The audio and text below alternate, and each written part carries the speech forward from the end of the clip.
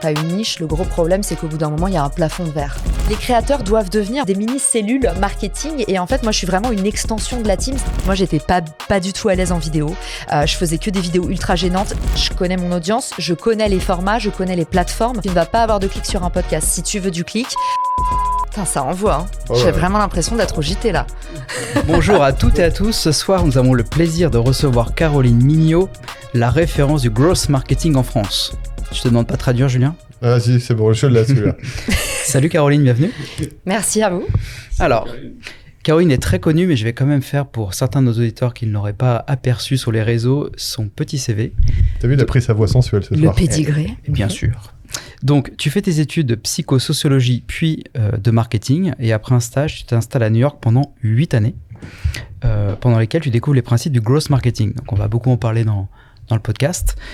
Et en rentrant en France, tu lances ta première boîte qui s'appelle Richmaker, qui est une place de marché pour automatiser les partenariats, notamment sur un segment autour des podcasteurs.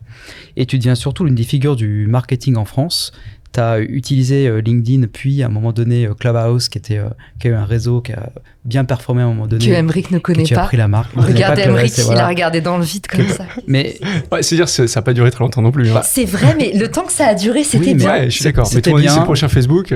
ouais, c'était un réseau audio de live, et c'est vrai que ça a beaucoup peuplé, notamment dans les sphères marketing. Moi, je lui dois la vie. Hein. Si vous voulez me demander qui j'ai rencontré sur Clubhouse, toutes les personnes les plus importantes de ma vie.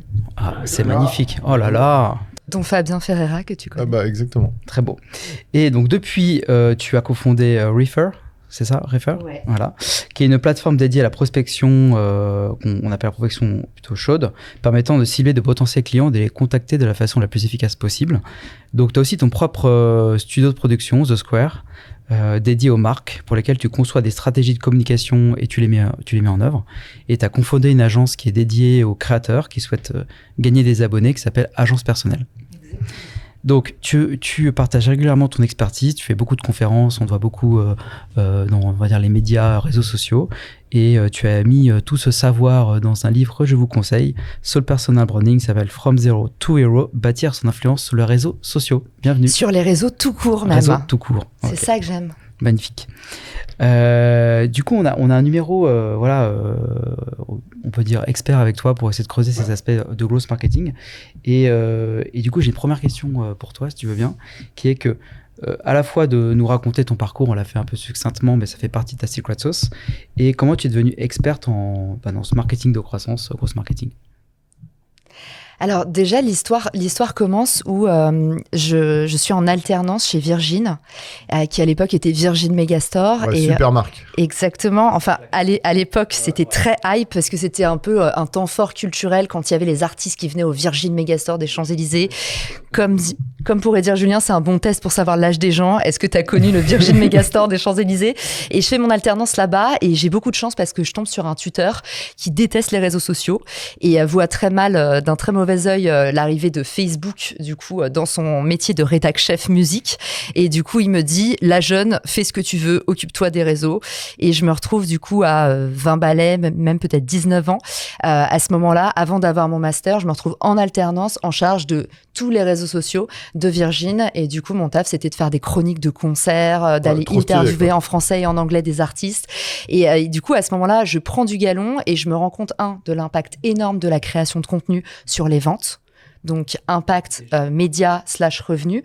Et la deuxième chose, c'est l'énorme puissance de la marque personnelle, puisque je côtoie des personnalités, dont Eric Serra, dont je deviens un peu fortuitement l'agent.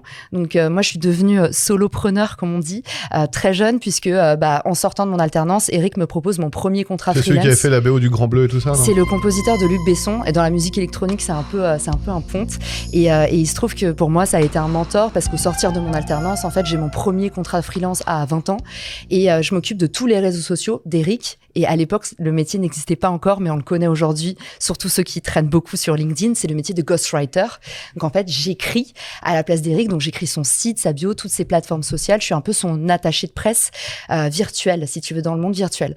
Et c'est assez rigolo comme par sérendipité, l'histoire nous rattrape, puisque moi, ensuite, je pars à New York où je fais du growth marketing. Donc là, l'idée de mon job, ça a toujours été de faire ce qui s'appelle de la performance, c'est-à-dire en gros tu dépenses pas l'argent que t'as pas gagné et il faut que tu fasses des publicités ultra rentables pour faire grossir la marque sans défoncer le budget marketing. Je vous la fais rapidement, extrêmement héroïste, dans les deux sens du terme d'ailleurs, de la sémantique est vraie. Et du coup, c'est un taf assez difficile parce que quand tu es aux États-Unis, forcément, dès que tu vends mal, ton job peut sauter. Et du coup, si tu fais pas bien ton travail, dans 2 semaines, t'es de retour en France. Tu trouves qu'ils étaient déjà beaucoup en avance déjà à l'époque à New York sur ce Hyper en avance. Tu vois, Instagram à l'époque, mes potes étaient là, genre, mais qu'est-ce que tu fous sur ce truc-là, à poster des photos de tes plats. Et en fait, je voyais déjà qu'à New York, en fait, Instagram, il y avait tout le début des ads qui étaient là-bas, tu sais, maintenant ça se fait plus, mais tu sais, il y avait aussi les RFID que tu mettais dans les magasins pour faire du marketing local où tu pouvais. Ouais. Donc moi, je bossais sur des problématiques retail, j'ai bossé chez Maison Kaiser, je bossais pour des boutiques de mode ensuite. Et donc, j'ai commencé à avoir un peu cette passion pour la publicité. Et plus le temps est passé, plus je me suis rendu compte que la publicité devenait une ruine. Et en fait, le problème du modèle publicitaire, c'est que c'est des enchères où tu es finalement mis face à tes concurrents. Les seuls qui se régalent, c'est les third parties, donc en fait la régie. C'est eux en fait qui ont intérêt dans le système à faire monter l'enchère. Donc à ce moment-là, je me dis la pub, c'est un système aujourd'hui qui est vital mais qui est pas viable. Et je me dis, qu'est-ce qui va remplacer ça? Et en fait, petit à petit, à New York, je commence à goûter au personal branding. Je lance un blog que personne ne connaît, mais qui là-bas faisait un peu légion, qui était à destination des Français à New York. Et en fait, je lance ce site et déjà, je commence à monétiser, à genre 25-26 ans, monétiser ce blog sur le côté de mon CDI. Et je me dis... en fait, ça marche de faire du contenu. Ça rapporte vraiment à la fois des vues, des sous et puis surtout de l'autorité. Je me retrouve, comme j'étais le premier média français à New York, je me retrouve à faire la visite de l'expo Bansky avec le journaliste du New York Times. Je me retrouve dans tout un tas d'événements et je me dis, en fait, les nouveaux médias ont tout compris. Donc ça, grosso modo, c'est un peu le bagage de ce que j'ai appris à New York. Ouais, mais toi, tu dois déjà avoir un talent natif pour l'écriture quand même. Oui, j'adorais ça. Je pense que ma vraie passion aujourd'hui, c'est vraiment l'écriture, quel que soit le média, quel que soit le support. Et j'aimais aussi écrire pour les autres. Je pense que ça, c'est pas donné à tout le monde, mais moi, j'aimais bien. C'est comme un job d'acteur, mais sans le talent de jouer. Un compositeur, parfois aussi pour d'autres artistes. Ouais. Et comment t'es parti aux US? T'avais vraiment envie d'aller aux US plusieurs fois d'ailleurs, tu mentionnes ça, t'avais envie d'aller aux US et donc t'as trouvé un job, tu sentais que ça se passait là-bas? Alors, c'est marrant ce que tu dis, Aymeric, parce que c'est l'inverse. En fait, à l'époque, moi je suis étudiante à Paris 3, je suis une étudiante gauchiste, un peu gothique, très anti-système. Et très du coup, j'ai pas du tout envie d'aller aux États-Unis. Mais ce qui se passe, c'est qu'au sortir de mes études, du coup, au CELSA, en Master 2, je me rends compte que j'ai des très mauvaises notes en anglais. Et du coup, mes résultats étaient très polarisés. J'étais pratiquement très bonne partout. C'est ce que j'avais vu. Et en anglais, vraiment la pire du dernier groupe. Et j'ai pas le choix. Et là, on me dit, faut que tu apprennes l'anglais. Et je décroche un job à New York qui de base devait être un stage. Et c'était chez Volvic. Et en fait, on me propose un stage de chef de produit. Et je me dis, quel ennui, en fait. Oui, j'ai envie de partir à l'étranger, mais marketer de l'eau et des gammes d'eau, je vais rapidement m'ennuyer. Et du coup, j'ai réussi à les pousser pour ouvrir un poste de digital brand manager parce que c'était l'époque où en fait les réseaux sociaux étaient en train d'émerger. C'était un peu les fan pages et puis les gens se disaient mais en fait il faut être sur les réseaux, ça y est. Donc Danone avait commencé à bouger et en fait je réussis à faire une vraiment gros hold-up, une ouverture de poste digital brand manager sur 2 ans et du coup je suis partie aux États-Unis. Oui, j'appelle ça un stage, mais en fait c'était un contrat. Du coup c'était un contrat cadre entre guillemets. Ok. Et oui. Non, ma question qui était que et du coup comment tu donc tu commences par ces stages et à un moment donné tu te dis j'en fais mon boulot quoi. En fait, j'ai toujours aimé les réseaux sociaux parce que j'étais brûlée de sociologie et en fait, ce qui m'a toujours fascinée sur les réseaux sociaux, c'est les statistiques qui sont ultra fines et ultra granulaires et parce que tu as beaucoup plus d'infos que sur Google, sur les statistiques Google. La deuxième chose que je trouve fascinante, c'est l'impact immédiat en fait de ce que tu fais. Et du coup, tout de suite, je me suis dit mais c'est un méga observatoire des gens, les réseaux sociaux. Et du coup, moi naturellement, quand j'ai commencé, je me suis dit je veux faire du social et on aura peut-être l'occasion d'en parler, mais tout ce que je fais aujourd'hui, c'est justement en fait même le personal branding, en fait, c'est comment est-ce qu'on met plus de social dans notre communication. Ouais, c'est intéressant. Donc, tu es rentré quasiment par une case de psychologie, quoi, dedans. Ça m'a toujours passionnée, en fait, et je pense que j'aurais pas pu ne pas mettre de... en fait, pour moi, la psychologie, quand tu fais du marketing, c'est la base. Ouais, non, mais c'est clair, c'est des trucs que tu apprends à l'école, mais c'est génial. Donc aujourd'hui, tu as un podcast avec 1,7 million d'écoutes, je sais pas si on se rend compte en marketing, en marketing, c'est vrai, dans une niche. C'est assez exceptionnel, en fait, en termes de score. Dans ta niche, c'est comme si tu avais TF1 dans les foyers sur ta cible à toi. Comment on se retrouve à faire ça et c'est quoi le secret en fait? Alors, tu vois, le secret, ça a tout de suite été d'élargir, en fait, parce que en fait, quand tu as une niche, le gros problème, c'est qu'au bout d'un moment, il y a un plafond de verre. Et là où j'ai eu une niche sur le marketing, je ne l'ai plus eu sur le marketing personnel. Parce qu'aujourd'hui, tout le monde a besoin d'apprendre à se vendre. Donc, Marketing Square, aujourd'hui, il a beaucoup évolué. C'est un podcast, en fait, qui t'aide à développer ta carrière. Et là, tu passes du marketing qui correspond, en fait, au monde des marketeurs, au marketing qui correspond à aujourd'hui, tout le monde a besoin de se vendre, tout le monde a besoin de travailler son employabilité, son assertivité, que ce soit en couple, avec son ado à la maison ou devant son patron. Mais tu as commencé en étant quand même très, très technique sur le marketing. Plusieurs de tes podcasts, c'est vraiment très, très ciblé. Tu t'es mis quand même expert et après, tu as élargi sur ton podcast. J'ai élargi progressivement. En fait, au début, l'opportunité que j'ai eue, c'est comme disait Julien, il y a beaucoup de retard en France sur le marketing. Et en fait, quand j'ai commencé à documenter très humblement sur LinkedIn en me disant, je dis que des évidences, ce que c'était que le growth marketing, en fait, il y a des gens qui m'ont écrit en me disant, waouh, ça alors, j'ai découvert ça, ça a un impact. Ah, mais c'est vrai, ça marche. Et je me suis dit, mais en fait, les gens sont sous-documentés en France. Et surtout, il y a une frontière de la langue qui fait que les gens, en fait, ne consomment que du contenu français, même s'ils parlent très bien anglais. Et du coup, à cause de ça, il y a un plafond de verre naturel qui fait que le peu de créateurs qui se disent, tiens, si jamais j'allais regarder suivre des créateurs US au lieu de suivre des créateurs français, en fait, ceux-là, ils sortent de la bulle très rapidement. Ouais, donc ça te fait 2 niches, à chaque fois, tu restreins ta cible, quoi. Exactement. Et du coup, j'ai eu, au début, quand je me suis lancée, il y a vraiment eu aucun talent. C'est tout ce que j'ai appris à New York, que j'ai couché sur le papier, c'est aller regarder, OK, les créateurs US, ils ont documenté ça, ça et ça. Et en fait, encore aujourd'hui, moi, je m'informe pratiquement qu'à l'étranger. Sinon, je pense que j'aurais fait ce que beaucoup font en marketing, des redites de livres blancs, des trucs que t'as lu 1000 fois. Vas-y, on y va sur les 4P, quoi. Ouais, en fait, c'était comment est-ce qu'on fait évoluer ça et je trouve que ce qui est aussi intéressant, c'est de remettre dans le marketing du bon sens et beaucoup d'instinct. Tu vois, parce qu'aujourd'hui, dès qu'en France, on théorise un concept, on en fait un truc obscur pour le vendre un peu plus cher. Donc, quand je suis arrivée dans le growth, il y avait que des formations avec des crédits CPF qui mettaient des acronymes partout. Les gens, ils comprenaient pas. Et en fait, moi, ce que j'ai bien aimé faire aussi, c'est de dire, mais en fait, c'est du bon sens, le marketing. Et tu te rends compte que quand tu l'expliques simplement, les gens le comprennent facilement. C'est du bon sens, mais aux US, ils étaient quand même très en avance. Il y a quand même beaucoup de techniques aussi derrière. Et j'imagine que c'est ça que tu as vu quand tu as passé. Tu as passé combien de temps aux US? 9 ans. 9 ans, ouais. 8 ans et demi. Ouais, donc j'imagine que tu as quand même bien... c'est là-bas que ça se passait, et c'est là-bas qu'il y a eu l'innovation. Et du coup, tu passes 9 ans aux US, et après, tu fais quoi? Comment tu reviens en...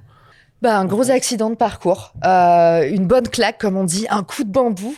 Ce qui s'est passé, c'est qu'au bout de 8 ans aux US, je décroche le taf de mes rêves. Grosso modo, je me fais débaucher par une boîte qui me dit, en fait, c'est génial ce que tu fais. Un peu le rêve de tout le monde, tu vois, quelqu'un comme le producteur qui te repère et qui dit, mais t'as un talent fou, voilà ce que je vais t'offrir. Et du coup, là, on me propose un contrat d'expat, un truc super. Caroline in New York, quoi. Ouais, exactement. Là, c'était une belle marque française, c'était... Et c'était une belle marque française. J'avais toujours voulu bosser pour eux. Et puis moi, en plus, j'ai toujours voulu réconcilier le retail et le online. Et à ce moment-là, on me propose en fait un job où je devais lancer des pop-up stores. Donc moi, qui est la bougeotte, vous l'avez vu, c'était le taf de rêve parce que tous les 3 mois, je changeais d'endroit. Et mon job, c'était de débuter des projets, staffer des équipes et après refaire la même chose. Donc pour ceux qui s'ennuient vite, c'était un job de rêve. Sauf que j'ai même pas eu le temps de m'ennuyer sur ce job puisqu'ils ont changé d'avis pendant les démarches de visa. Et du coup, de retour en France, le temps de faire mon visa, je devais être là en France pendant 3 mois. Et en fait, au bout de 1 mois, le téléphone sonne, les démarches de visa étaient déjà engagées. Et en fait, mon employeur a changé d'avis. Et du coup, un lundi matin, très américain, on m'appelle et on me dit, c'est pas toi. C'est nous. Voilà, on a un petit souci en interne et du coup, le poste ouvrira sûrement l'année prochaine. Et là, c'est le coup de bambou. Je me dis, mais qu'est-ce que je vais faire pendant 1 an? Et surtout, j'avais fait un truc que tout le monde m'avait dit de pas faire. C'est-à-dire que j'avais d'autres propositions d'embauche. Et je les avais filées à des potes en me disant, non, en fait, je vais pas attendre que mes potes soient en galère. Et du coup, je me retrouve vraiment sans rien. Et avec 0 plan B, ce qui est aussi ma spécialité, et ce qui est la spécialité quand t'es un peu trop à l'instinct, c'est que du coup, moi, j'ai très peu de plan B. Tant que le problème est pas là, je le traite pas. Ça m'évite d'être trop anxieuse. Et du coup, là, j'en ai payé les frais. C'est que je me suis retrouvée sans rien avec tout le monde qui m'a dit, mais t'avais pas pensé au fait que peut-être, t'allais pas avoir ton visa, t'allais pas... Non, j'y avais pas pensé.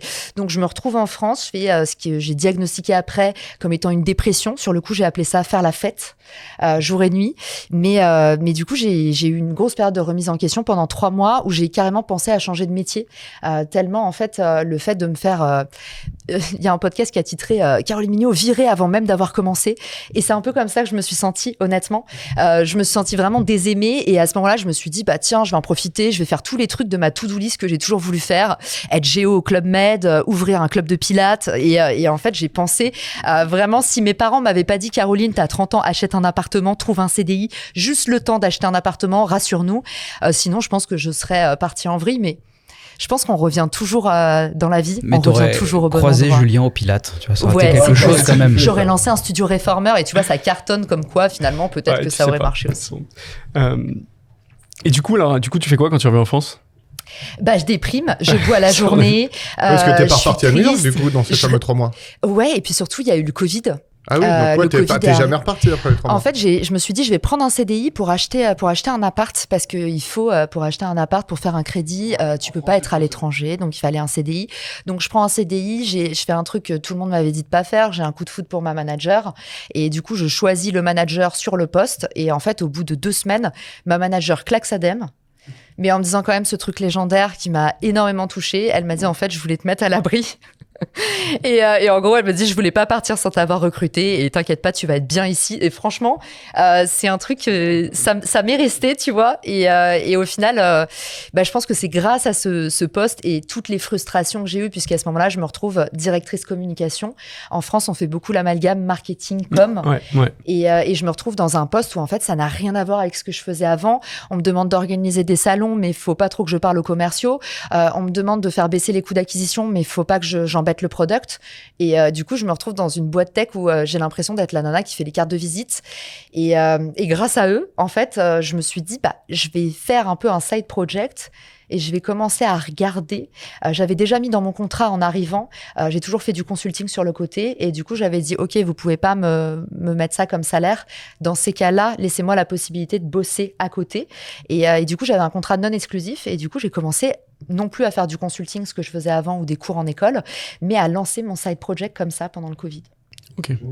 Et peut-être que pour nos auditeurs, parce qu'on en parle beaucoup, et nous, ça nous paraît évident, mais j'aimerais bien justement que tu reviennes sur cette définition de marketing de croissance, vraiment, tu vois, ce que ça recoupe, pourquoi c'est différent de la com. Je pense que pour nos auditeurs, c'est bien, tu vois, de resituer exactement l'expertise que tu as développée.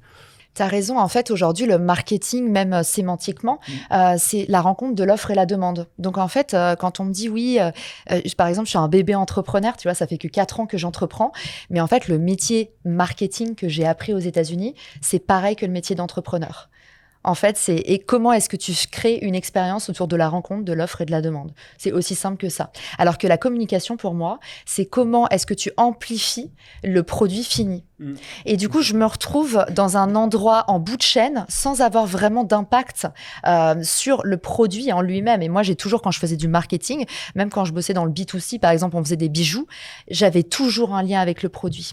Excuse-moi, je peux revenir parce que c'est intéressant ce que tu étais en train de dire sur cette notion. Tu as parlé d'expérience entre l'offre et la demande. Et tu as utilisé le mot expérience, tu entends quoi par là ? En fait, aujourd'hui, là où je trouve qu'on est vraiment très mauvais dans l'entrepreneuriat et dans le marketing en France, c'est qu'on se concentre pas sur la promesse. Souvent, on se concentre sur le revenu. Et du coup, une boîte se dit comment je peux faire plus de chiffre d'affaires.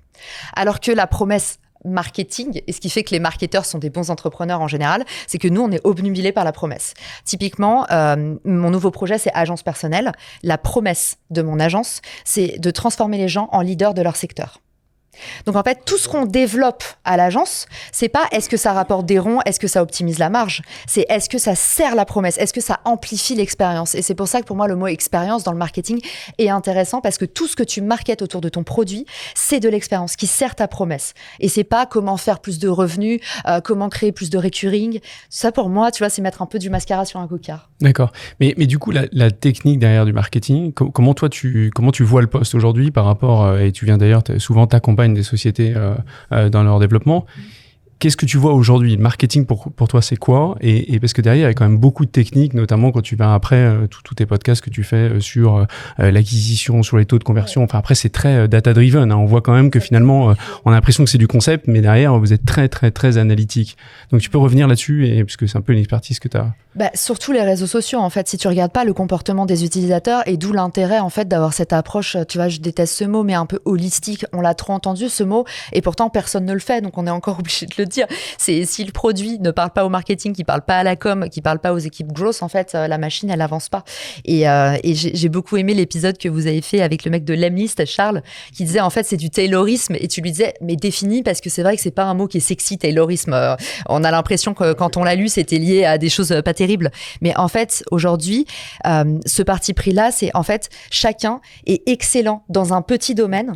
Et quand on relie en fait tous les éléments de la chaîne de valeur, on arrive à avoir une promesse bien tenue. Mais seulement parce que les gens sont pas au four et au moulin, sans se parler, en silo. Et le problème de ce job que j'ai eu dans la com, c'est qu'en fait, on m'avait mis en bout de chaîne et que par exemple, je te donne un exemple ultra pragmatique. Quand je faisais un salon professionnel, on me posait jamais la question du ROI. Et ça, très tôt, ça m'a questionné. C'est-à-dire qu'on me demandait pas derrière, OK, combien il y a eu de rendez-vous, comment les rendez-vous ont converti, sur les supports, combien il y a eu, il y avait un QR code, combien il y a eu de clics, combien on a transformé. Et en fait, tu as raison, la data, elle doit être intégrée absolument à toutes les parties du produit aujourd'hui. Ce qui est intéressant dans ce que tu dis, Caro, c'est que le marketing, enfin, on en a une mauvaise définition. Toi, tu es en train de dire que c'est une mix entre l'expérience, tout doit être lié avec la marque, le produit et tout ça, et de la data derrière, quoi. C'est vraiment une expérience hyper globale, quoi. Aujourd'hui, le marketing, on pense que c'est la peinture, alors que le on a marketing, l'impression que c'est la très créa. En fait, c'est ça le sujet, c'est qu'on a l'impression que c'est très créa. Je fais du marketing, c'est faire passer la bonne idée au bon endroit. Et on a Charles, tu vois, qui vient et qui lui dit, attendez, en fait, c'est effectivement assez mécanique, ça doit être extrêmement précis, etc. Et en fait, je pense que pour la plupart des CEO des sociétés avec lesquelles on discute, ils ont du mal à comprendre vraiment la technicité qu'il peut y avoir derrière le marketing. Et le côté aussi où c'est pas one size fit all, c'est-à-dire que là où les boîtes structurellement, les grosses boîtes ont du mal à bouger, et toi tu le sais Julien parce qu'on a eu ces problématiques, c'est qu'en fait on nous a expliqué depuis toujours que c'était la communication et le marketing des métiers. Donc quand tu arrives et que tu lances une boîte, on te dit tu vas avoir un département RP, tu vas avoir une équipe social media. Et en fait, le fait d'avoir des gens en place comme ça, comme si c'était un starter kit, t'induit en erreur parce que peut-être que ta boîte, elle est pas social by design. Peut-être que ta boîte, elle est pas RP by design. Et en fait, c'est plutôt se dire, OK, aujourd'hui, la question du product market fit, c'est qu'est-ce qui marche pour nous à l'instant T, qu'est-ce qui nous amène le taux de conversion le plus bas et qu'est-ce qui nous amène le plus de noto, d'autorité, de crédibilité. En fait, c'est ce mix-là qui doit faire recruter des équipes.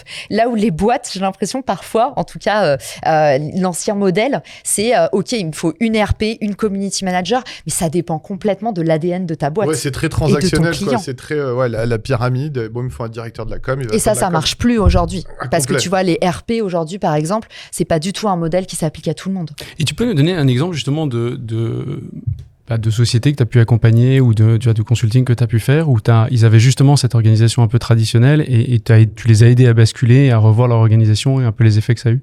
Honnêtement, je pense tous. Sinon, ça veut dire que j'ai pas du tout d'impact. Ouais. Mais quand on arrive vers moi, c'est qu'on a déjà eu le aha moment de ça y est, il faut passer par la case créateur économie. Et en fait, les marques qui communiquent aujourd'hui, c'est trop désincarné, c'est trop un parti pris. La meilleure publicité, elle vient des autres. Et un exemple le plus récent que je peux te donner, c'est SNCF. Tu vois, SNCF, c'est quand même un acteur où tu te dis, c'est une très grosse machine. Quand tu vois l'organigramme du groupe SNCF, j'étais pas prête. C'est vraiment un très, très grand groupe. C'est comme la famille d'Emeric, quoi. T'es pas prête. Mais du coup, tu vois, ce qui est intéressant, c'est que SNCF arrive à un moment de son parcours où ils se disent, en fait, pour promouvoir l'offre pro et tous les avantages SNCF, il n'y a plus personne aujourd'hui qui va lire nos newsletters. Il n'y a plus personne aujourd'hui qui va s'abonner à la newsletter SNCF. Par contre, aller chercher des leaders d'opinion dans nos secteurs et dans nos jauges d'influence, typiquement, moi aujourd'hui, j'adresse beaucoup des professionnels, des cadres, ce qui s'appelait dans l'ancien modèle les CSP+, les top leaders, tout ça.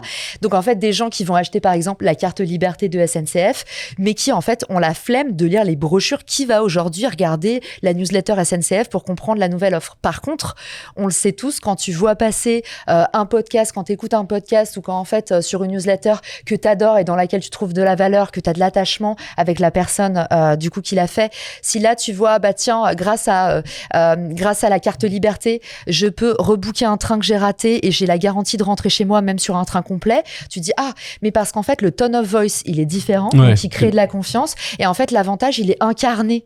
C'est aussi pour ça que notre Instagram, peut-être pas le tien Eric, mais peut-être pas le tien Emric, mais le mien il est plein de unboxing et de nanas qui déploient du coup des produits dans la vraie vie. C'est qu'entre la marque qui te fait une publicité en laquelle t'as plus du tout confiance aujourd'hui et la réalité de quelqu'un qui reçoit le produit, et c'est l'effet girl next door, tu vois, tu te dis mais ça en fait ça pourrait être moi, ça pourrait être mes mains, et du coup tu te projettes et c'est là où le taux de conversion il est plus du tout le même. Emric, ça fait peut-être un lien justement avec avec le marketing. De... En fait, une de tes thématiques centrales, c'est le marketing de contenu, évidemment. Je pense que c'est là où tu excelles d'autant plus. Est-ce que tu peux nous expliquer un petit peu qu'est-ce qui se cache derrière ça? Quelles sont les techniques qu'il faut qu'on applique dans nos marques? Ouais, parce que je trouve que c'est vraiment intéressant ce que tu dis sur cette nouvelle vision du marketing où tu es à la limite un peu de la brand, du contenu. Et c'est quoi ce fameux contenu? Qui doit le créer? Comment? Parce que c'est pas natif. Toi, tu l'as dans le sang, ce truc-là. Mais comment on fait quand on n'a pas dans le et sang? surtout quand tu es une PME qui se dit déjà, j'avais déjà du mal à faire du marketing. Et ou la PME qui a la responsable com, qu'elle appelle graphiste. Voilà. Et exactement. Et qui a du mal déjà à se projeter dans je mesure le ROI de mes actions. Alors là, ça fait basculer dans un autre monde. Donc, et justement, c'est là où c'est intéressant de passer par des gens qui savent faire. C'est qu'aujourd'hui, en fait, les créateurs sont des extensions de ton équipe et plus seulement, en fait, comme des régies publicitaires où tu payes un placement. Et du coup, là où ça doit vraiment rassurer les marques et pas l'inverse, c'est qu'en fait, quand tu passes par un influenceur, un créateur, un leader d'opinion, appelons-le comme on veut, mais quand tu passes par quelqu'un qui sait déjà créer du contenu, t'as l'effet de halo, le biais de recommandation qui fait tiens, si Mathieu Stéphanie en parle, c'est que en fait c'est costaud, c'est que c'est un bon outil, si c'est quelqu'un Julien Laure, par contre ça marche pas quoi. Si c'est Julien, c'est l'inverse. déjà t'as l'effet de halo qui fait que naturellement tu vas avoir un bien meilleur taux de conversion. La deuxième chose, c'est que lui, il sait créer du contenu. Donc, ton influenceur par lequel tu vas passer, tu as une garantie de qualité et souvent, tu vas faire des économies versus toi. Et je vois là où les marques sont enferrées dans l'ancien modèle, c'est que moi, quand je voulais développer un podcast pour cette boîte Géodis pour laquelle je bossais, mais en fait, on a fait faire des devis dans 15 000 agences qui nous devisaient genre 6 000 € le podcast. Et en fait, j'étais là, les gars, achetons un micro, faisons-le nous-mêmes. En fait, ils n'ont pas cette approche quick and dirty. Et du coup, le problème des entreprises, c'est qu'elles tremblent tellement de pas savoir faire les choses qu'au final, ils finissent par payer plus cher un truc que eux vont pas savoir faire plutôt que de passer par un créateur qui, lui, en fait, ça va être vite fait, il va savoir direct quel format appliquer, que ça ait l'air naturel, sympa. Ouais, et ça bouge beaucoup en plus. Donc, exactement. Comme ça bouge très vite, en plus, c'est difficile. Et la troisième chose, c'est l'audience. C'est-à-dire que l'audience publicitaire, tu la payes. Quand tu passes par un créateur, c'est inclus dans le tarot. Donc, en fait, tu as ces 3 avantages à passer par un créateur. Et pour finir, Emric, sur ton dernier point où tu disais sur la traçabilité, l'attribution, aujourd'hui, c'est quelque chose que les marques font très mal. Par contre, les créateurs... C'est quoi que tu appelles l'attribution? L'attribution, merci Julien pour ta question. J'en ai 2 intelligentes. Je parle beaucoup fourche-langue, donc tu as raison de me reprendre. L'attribution, c'est tout simplement comment t'attribues le revenu à tes actions. Je vous donne un exemple. Le podcast, le média sur lequel on est aujourd'hui, c'est un des cauchemars du podcasteur, c'est l'attribution en podcast. Pourquoi? Parce que souvent, quand on écoute un podcast, on a les mains prises. Du coup, on clique pas sur les liens qu'on met tous sur nos podcasts. Et du coup, on va aller sur Google. Et donc là, comment est-ce que tu attribues cette vente quand tu es côté marque, tu vois? Donc l'attribution, c'est comment tu traces. Parce que tu peux avoir un effet. Que j'ai écouté ce soir à l'achat du bouquin. Exactement. Donc en fait, le créateur, lui, son job, si c'est un bon créateur, c'est qu'il a très bien compris l'impact et comment traquer en fait l'impact de ses contenus sur les ventes. Donc par exemple, je te donne un exemple, moi je vais utiliser des landing pages dédiées, je vais utiliser des codes promo, je vais utiliser parfois quand tu déclenches des rendez-vous. Une troisième chose que vous pouvez mettre en place, c'est faire en sorte que lors de ces rendez-vous, tu aies soit une question qui soit posée, soit depuis le formulaire. Du coup, tu demandes à l'utilisateur d'où vous venez, où vous nous avez connus. Donc ça permet d'infiltrer un peu les dark channels du coup, qui sont ces zones noires d'attribution où on ne sait pas d'où viennent les gens. Donc, il y a des choses que tu peux mettre en place. Et moi, par exemple, quand je travaille avec une marque, je fais tout le reporting parce que je sais que SNCF, si demain je leur demande de traquer les clics, tout ça, de tout ce que j'ai produit, la flemme. Ouais. Donc, les créateurs doivent devenir en fait des mini cellules marketing. Et en fait, moi, je suis vraiment une extension de la team. C'est pas à la marque qui me mandate de mesurer l'impact de ce que je fais. Je suis un marketing manager et je leur envoie un report. Tu viens que ta plateforme. Exactement. À la fin, tu vois, là, on a fait un post. Je vais leur dire 60 000 vues. Parmi ces 60 000 vues, il y a tel pourcentage de top décideurs. En story, il y a eu tel nombre de clics. Et en fait, c'est moi qui leur fournis tous ces indicateurs. Tu fournis. Donc, comment on pourrait résumer, parce que je vois le temps qui tourne, il faut qu'on soit. Comment on pourrait résumer ça, le marketing de contenu alors ? Parce que c'est un mélange entre des gens qui sont très forts, bon, ça en création de contenu, et une analyse très fine de la data. Alors. Oui, il faut toujours que tu sois sur la data. C'est un peu corrélé entre les deux, tout ça. Oui, et il faut aussi que tu sois un petit peu alchimiste aussi sur les plateformes. J'aime bien cette notion, vas-y. Sur toutes les plateformes par lesquelles tu passes, tu vas avoir des moyens de traquer les clics, de déclencher des ventes qui sont hyper différents. Et aujourd'hui, souvent les marques, tu vois, typiquement, il y a beaucoup de marques qui viennent me voir et qui veulent acheter du podcast pour faire de la génération de leads. D'accord. C'est-à-dire qu'elles me demandent du clic à partir d'un podcast. Et moi, c'est mon rôle ou c'est le rôle d'un créateur de dire, en fait, je connais mon audience, je connais les formats, je connais les plateformes. Tu ne vas pas avoir de clic sur un podcast. Si tu veux du clic par rapport à telle typologie d'audience, il faut que tu ailles plutôt sur tel et tel contenu. Et en fait, derrière, c'est à toi de voir, selon la plateforme, comment est-ce que tu communiques pour pas que ça fasse homme sandwich. Ça, c'est vraiment le truc qui ne marche jamais. Ouais, c'est important ça. Il faut que tu reviennes dessus parce que j'en ai vraiment l'impression de ton savoir-faire et c'est tu es en permanence avec une audience que tu connais très bien et tu connais exactement le type de contenu et de format qu'il faut pour telle action. Et on voit bien, tu vois, tu t'es lancé là, tes dernières vidéos, on voit que c'est des vidéos qui sont faites pour TikTok, on voit que c'est très ciblé, etc. Donc ton savoir-faire, c'est ça, c'est de savoir bien comprendre ton audience, voilà. Ouais. Mais derrière être capable, et c'est là où on découvre un peu, d'être très analytique aussi pour démontrer à ton client qu'effectivement, voilà, tu as bien amélioré. Ouais, mais si t'as la belle histoire, ça vient. Je te donne un exemple tout bête. On repart de ce cas très concret. Tu viens me voir et tu te dis, Caro, je veux promouvoir les avantages de la carte liberté. Là, tout le monde se dit, oh là là, c'est ronflant, on va s'emmerder, tout ça. Tu regardes la brochure, il y a 15 000 points. Et en fait, tout de suite, je me dis, quelle est l'histoire que je peux raconter ? Qu'est-ce qu'il y a comme features ? Features, c'est, OK, tu rates ton train, tu peux rentrer dans le suivant, même s'il est complet. Il y a une histoire à raconter avec ça. Et en fait, tu te rends compte que si tu fais un contenu social en disant, c'est génial parce que si j'ai raté mon train, ça n'intéresse personne. Par contre, si tu commences ta vidéo en disant à qui c'est pas arrivé de rater son train, que tu l'illustres avec tous les éléments qu'on connaît dans les vidéos qui créent de l'émotion, tu vois, tu crées les mauvais souvenirs, tu t'appuies sur tout ce qui est kinesthésique, où tu vas dire, voilà, les mains qui tremblent, j'arrive en sueur, j'ai le cœur qui bat. Et en fait, c'est comment tu incarnes cette histoire. C'est comme une série télé, quoi. Ouais, exactement. Mais du coup, comment après tu vas, comment tu sais qu'après cette vidéo-là, justement, elle a un impact ? On s'en doute bien. Elle en aura si bien l'histoire scénarisée. Est bonne. Ouais. En fait, si l'histoire est bonne, il faut avoir de la passion de, justement, on en revient à l'écriture. Aujourd'hui, ce qui marche pas dans l'influence marketing ou dans le marketing de contenu, c'est encore une fois, la boucle est bouclée. Les gens qui sont pas sur la promesse. Il faut que tu colles à ta promesse. Moi, je regarde les features et je me dis, OK, c'est quoi la promesse du train raté ? C'est que même si tu es en galère, tu peux dormir chez toi. Tu vas jamais être à la rue, tu vas jamais taper sur Booking, Grenoble, hôtel pas miteux. Et en fait, tout de suite, tu vois la façon d'amener, la prose qui va amener cette histoire va faire que quelqu'un va se reconnaître et va retenir.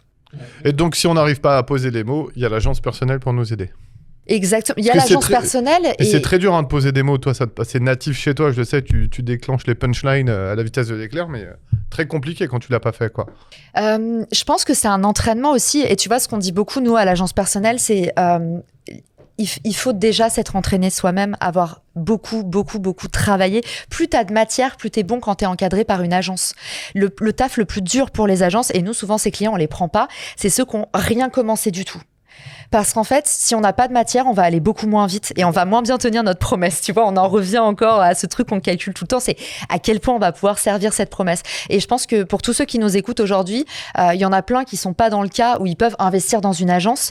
Aujourd'hui, vous avez tous un smartphone dans la poche, vous avez tous une lentille dorsale, vous pouvez tous acheter la lentille dorsale de l'iPhone qui vous permet de faire des vidéos 4K et on n'en parle pas assez, mais en fait aujourd'hui ça suffit pour percer sur LinkedIn par exemple, où la vidéo aujourd'hui, la vidéo courte, courte, 30 secondes à un reach incroyable sur LinkedIn. Vous avez tous les moyens de commencer demain à faire des choses intéressantes, un bon scroll stopper, une idée à la fois et surtout la belle histoire. C'est bien, tu nous sors les formats. Je fais un lien justement avec ce qu'on appelle le personal branding, parce qu'on a parlé de marketing de contenu, donc on resserre, parce que tu communiques énormément là-dessus. Enfin, je crois même vous êtes 2-3 influenceurs à beaucoup évangéliser là-dessus. Petit coucou à Harold aussi qu'on aime bien. Déjà, c'est quoi le personal branding ? Justement, tu étais en train de parler de quelques formats. Comment on peut expliquer ça à ceux qui nous écoutent ? Alors, la marque personnelle, en fait, c'est pour moi la façon la plus simple de l'expliquer. C'est d'entrer à l'intérieur de soi et de se poser la question tout simplement, pourquoi est-ce que j'ai envie d'être connu ou reconnu ? Parce qu'il y a plein de gens qui s'en fichent d'être connus. En fait, une bonne marque personnelle, c'est aussi être reconnu, c'est-à-dire avoir un statut d'expert, avoir une belle réputation, une bonne perception et aussi qu'on attribue du sens à ce que tu fais. Donc c'est pas, souvent on dit la marque personnelle, c'est ce qu'on dit quand t'es pas dans la pièce. Ça, c'est ta réputation. Pour moi, c'est un élément de la marque personnelle, mais pas que. Le gros avantage aujourd'hui de la marque personnelle, c'est qu'elle crée un peu un levier passif qui fait que pour les entrepreneurs, c'est particulièrement intéressant parce que si demain tu éteins ta boîte et t'en rallumes une nouvelle, bah t'as la liberté de pas repartir à zéro. Donc c'est un asset. Ça c'est intéressant ce que tu dis.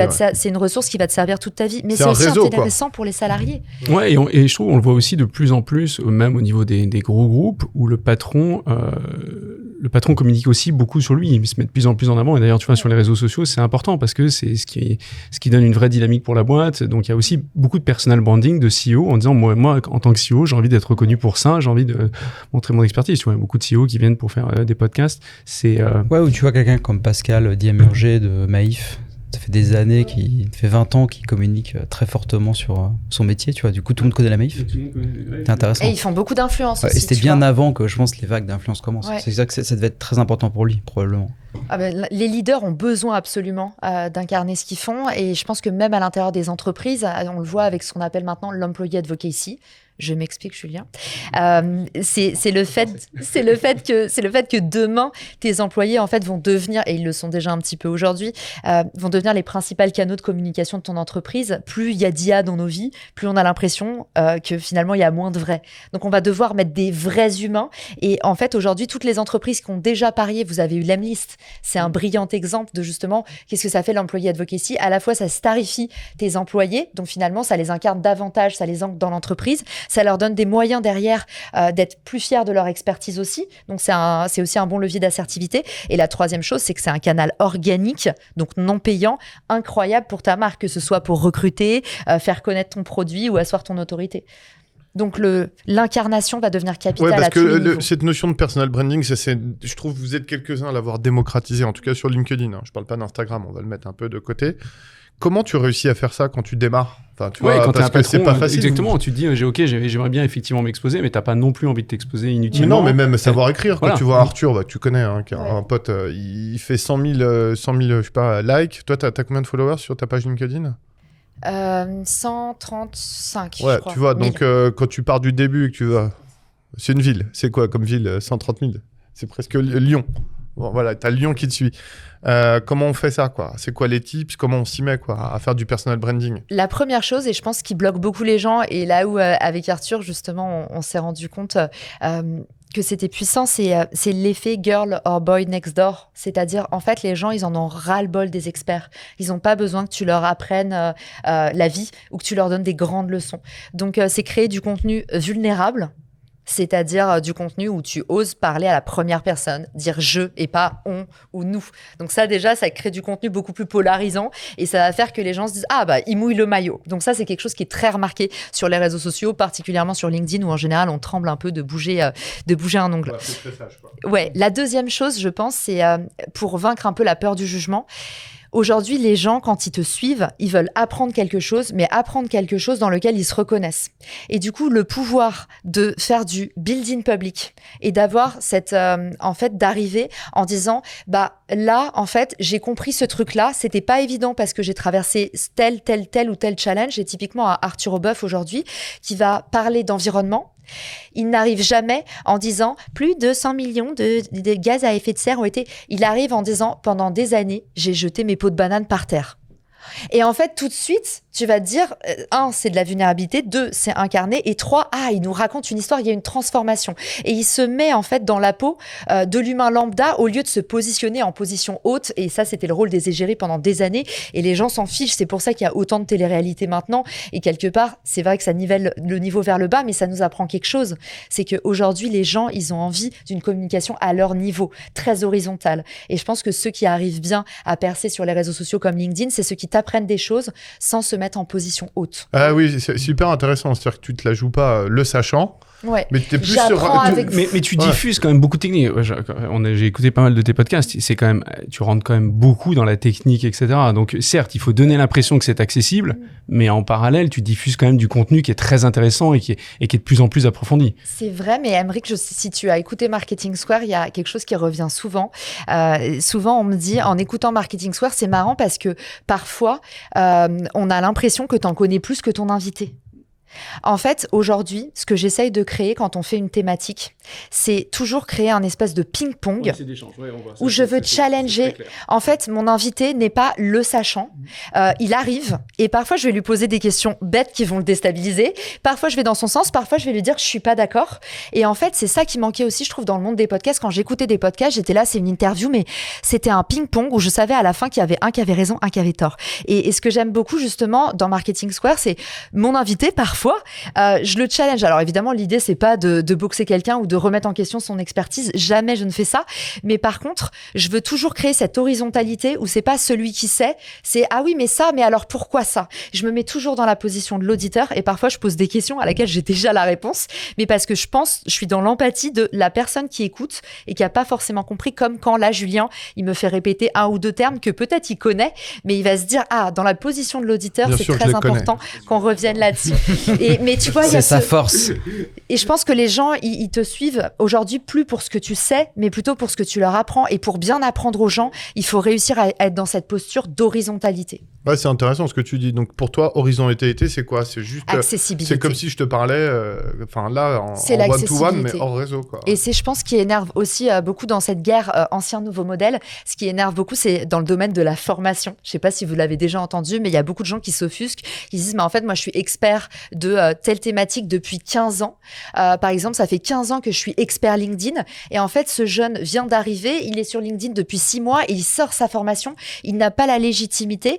Et en fait, il fait des ventes folles. Mais parce que justement, il fait des ventes folles parce qu'il arrive à avoir l'effet boy, girl next door, où en fait, il dit, regardez, moi, je l'ai fait, je suis à l'étape d'après, on va serrer les coudes ensemble et on va y arriver. Et cette position-là, aujourd'hui, est beaucoup plus entendable. Ouais.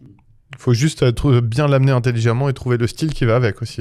Mais tu verras, tous les contenus sociaux qui cartonnent, il y a beaucoup ces transformations qui souvent nous énervent. On voit, regardez, j'étais là il y a 2 ans et qui eût cru qu'en ayant lancé mon entreprise, regardez ce que j'ai fait aujourd'hui.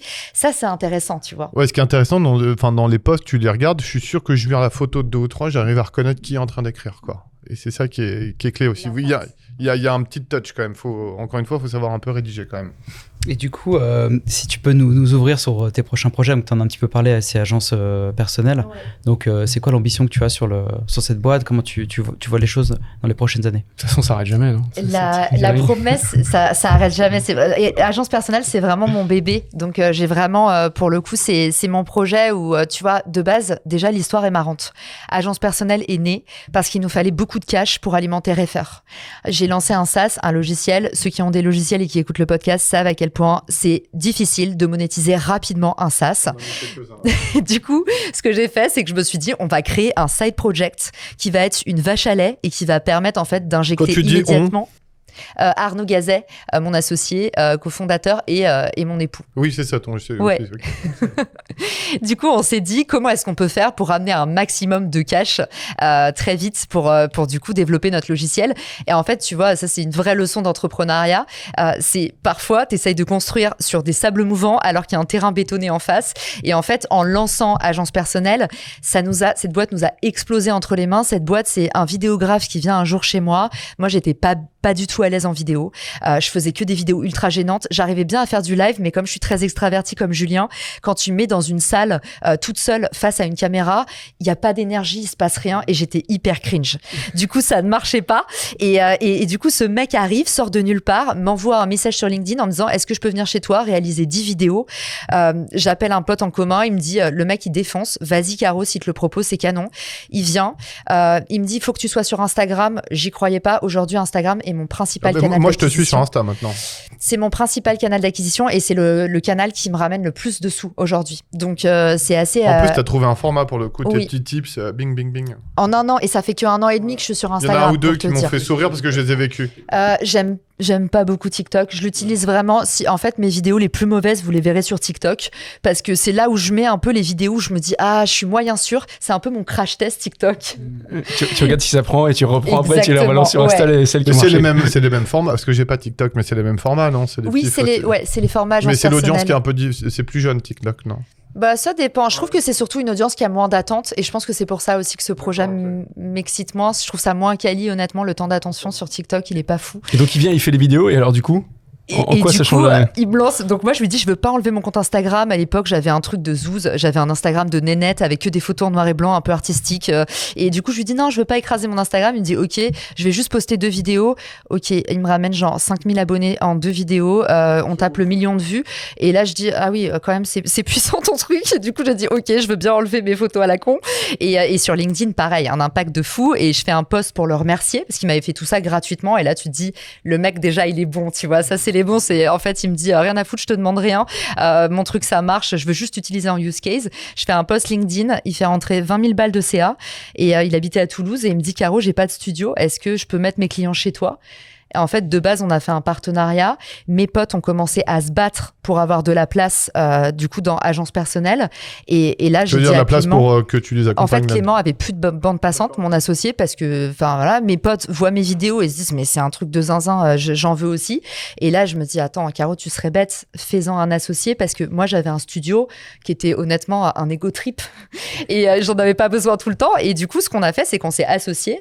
Et du coup, moi, je lui ai dit, moi, je vais faire ton média. Toi, tu vas continuer à produire mes vidéos. Donc, je suis cliente de l'agence personnelle, qui est aussi ma machine à contenu aujourd'hui. Et en fait, c'est comme ça que j'ai lancé ce bébé. Et pour finir de répondre à ta question, agence personnelle aujourd'hui crée du coup des audiences sur les réseaux pour des gens qui ont déjà un savoir-faire. Donc nous on prend que des gens qui sont déjà intéressants dans la vraie vie, c'est notre casting, à des gens qui sont passionnants et qui sont pas assez à l'honneur sur les réseaux et du coup on les aide à développer leur audience. Et là la dernière brique du produit en laquelle je crois beaucoup et qui va changer l'économie des créateurs, c'est qu'on va les aider à monétiser. Donc en fait on est un peu l'agence RP du futur. À partir du moment où tu rentres chez nous, on t'aide à avoir tes 100 premiers 1000 abonnés. Et à partir de là, dès que tu as 10K, tu peux monétiser chez nous. Donc la boucle est bouclée. Ils payent un plan agence personnelle. Derrière, on les met en relation avec des marques. Comme ça, ils remboursent leur plan. Et c'est quoi le business model d'ailleurs? Le business model, c'est de l'abonnement. Donc en fait, tu viens en 3 heures, on te réalise 20 vidéos. Et du coup, ça te fait 2 mois de contenu. On poste tous les 3 jours sur des audiences qui sont plutôt froides. Sur les gros créateurs, des Caroline Jurado, Nina Ramen, c'est 1 vidéo par jour. Donc elles viennent 1 fois par mois.